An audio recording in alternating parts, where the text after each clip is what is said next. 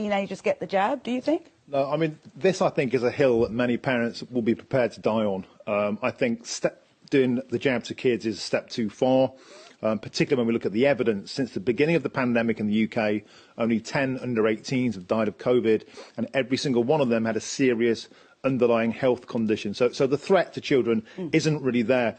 Then there's a question of, is it even safe to do so? We simply don't know the long-term side effects of any of these vaccines. They haven't been tested for long enough on children. In fact, the AstraZeneca jab, when it was given to children recently in a test, the test was stopped because of blood clots and adverse reactions. And more than that, I think our duty is to protect children. This is being given to children to protect adults for herd immunity. That's the wrong way round. You've got children, right? How old are you? I have. I've got a boy who's 12 and a girl who's 7. So my boy is falling into this category now, and I'm saying this, not on my dead body.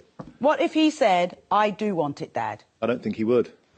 And I think actually, when you look at the types of kids that were being vaccinated, and there was an interview with some of them from Cardiff this week, it's actually parent pressure, I think, that's causing a lot of this. It's kind of parents who have been brainwashed by the media for this past 2 years. Brainwashed? That's a strong word. When you say brainwash, actually that's what the government are trying to do by getting children to take the vaccine, by like offering like a takeaway.